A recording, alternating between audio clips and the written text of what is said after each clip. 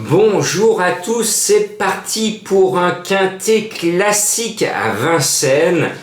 On a les meilleurs 5 ans du monde, ou en tout cas les meilleurs 5 ans français qui sont au départ, restons chauvins, on est toujours les champions du monde, donc profitons-en. On a le roi, vive le roi, le cheval qui est souverain sur sa génération mais également sur le trotting européen.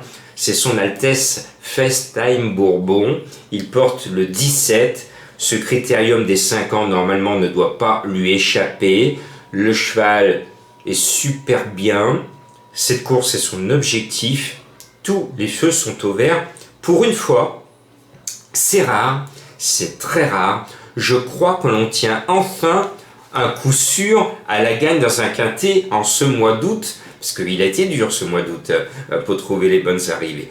Eh bien, ouf, on a eu chaud, on a notre gagnant.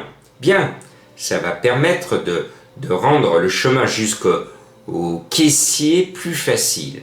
Et puis, puisque on dit vive le roi, on va essayer de trouver son dauphin. Eh bien, à ce petit jeu, le roi Clé, c'est le 16 Feliciano. C'est un cheval que j'aime bien, c'est un Haller, il m'a impressionné en plusieurs occasions. Et bien là, il mérite d'être le vrai dauphin de Festheim Bourbon. J'y crois fort, je ne pense pas qu'il va nous décevoir. Mais beaucoup dans la cour du roi aimeraient gagner ce titre de dauphin, notamment Franck Nivard, qui tient là son destin, ou qui tient là plutôt son duval destin, avec Falcao de Lorma. C'est la première cartouche du Val d'Estaing, ce numéro 15. Le cheval est au top à l'écurie, forcément. C'est l'objectif, ce critérium. Il va se sublimer. Francky va se donner à fond. Et on va vivre une course extraordinaire. On va vibrer. On va être heureux. Et ce numéro 15 mérite d'être dans les 3. Et si on tenait pour une fois le tiercé en 3 chevaux, alors je vous l'accorde, il va rapporter des cacahuètes. La difficulté, c'est de trouver l'ordre. Déjà, on a le premier. C'est déjà un grand pas. Allez. Après, c'est une originalité qui est à 35 contre 1, qui n'est pas vue par la Bible dans son pronostic. Donc, je me dis, Jean-Marc, tu tiens là un cheval qui va corser les rapports, parce que j'ai une mémoire d'éléphant. Et je n'oublie pas, contrairement à mes confrères, que jusqu'à présent, il n'y a pas si longtemps, le dauphin officiel de Festheim Bourbon, le dauphin de cette génération, c'était bien Frisbee Dame, le numéro 14, que je mets en 4e position pour respecter l'ancienne hiérarchie. Maintenant, eh bien, ce roi Clé est déchu, ce dauphin d'hier ne l'est plus aujourd'hui, mais il va essayer de faire une petite courbette sur le poteau pour dire à Festheim, je prétends de nouveau au trône du dauphin.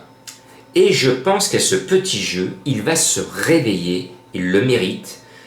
Et c'est un peu la course de la dernière chance, parce que son entourage va essayer de profiter de ces courses visées comme tous les autres chevaux, pour se demander où il en est, notre Frisbee. Est-ce qu'il va nous faire un retour gagnant, ou est-ce qu'on lance et puis il ne revient plus parce qu'il en a marre, il a eu de trop durs combats, il en a assez et sa carrière, son avenir se cache derrière lui. Donc on va savoir après le poteau où en est Frisbee. Et moi, je l'aime bien ce cheval parce que il est tombé sur l'année où il ne fallait pas naître, l'année de Festheim, et forcément on devient un anonyme. On est dans l'ombre de la star, et puis on a beau être très très bon, on a beau être un petit crack, et on ne parle pas trop de nous, parce que on est caché par celui que les médias mettent sur un trône. Voilà, c'est triste, mais bon, Frisbee va se consoler certainement sur le poteau. Bon, je prends un risque, mais c'est de la cote. Et puis après, on va mettre Jean-Michel Bazir, il en a 2, et à mon sens, attention à Bazir, parce que vous le savez, JMB, quand il vise une course, généralement il n'aime pas la rater. Et donc, il est sur le 12 Fairplay d'Urzy, et j'enfonce le clou, parce que je vais lui rajouter juste derrière son compagnon de boxe, le 8, qui peut faire un coup de théâtre, c'est Shadow Seven. Ce cheval est aussi bien que son compagnon d'entraînement, et comme à la SNCF, un Bazir pourra en cacher un autre, et Shadow sera à plus belle cote, et j'en fais mon coup de cœur de ce Shadow, en espérant qu'il y ait donc un coup de théâtre. J'y crois très très fort, je pense qu'il ne va pas taper loin, alors si c'est logique, il va finir 6e, mais s'il y a une ou deux déceptions au passage du poteau, eh bien mon Shadow, il va finir 5e ou 4e, à belle cote et il va corser les rappeurs. Et puis après, je me suis dit, Jean-Marc, on met les meilleurs chevaux, mais n'oublie pas de mettre les meilleurs drivers. Il y a ce petit jeu, l'un des meilleurs, sinon le meilleur actuellement, c'est Eric Raffin. Et il m'a paru logique de compléter mon ticket classique avec le plus classique des drivers en ce moment, qui fait mieux à la gagne que Jean-Michel Bazir. C'est Eric Raffin, qui est aux commandes de For You Madrid, le numéro 7. Je l'aime bien. Et je pense qu'Eric va nous trouver un petit truc à sa façon pour casser la baraque à beaucoup et peut-être en surprendre plus d'un, mais pas vous, puisque je vous alerte sur les chances qu'il a de figurer à l'arrivée. Et je termine par celui qui reste mon coup de cœur de l'année.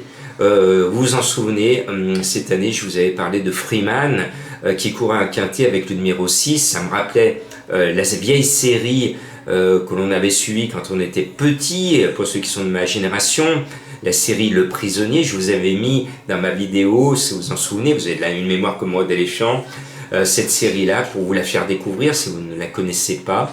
Et pour les autres, eh bien Freeman, il est de plus en plus libre, Max, et il vient de super bien gagner. Il n'a rien à perdre, rien à perdre. Il va regarder les stars se couper la gorge en tête de la course, et puis lui, il va tenter un petit truc, il va essayer de faire son possible pour intégrer ce quintet classique, et je vous le rajoute dans ma sélection, et j'ai envie de lui remettre un petit coup de cœur, donc il y aura 2 coups de cœur, Shadow et ce numéro 5 qui me plaît tant.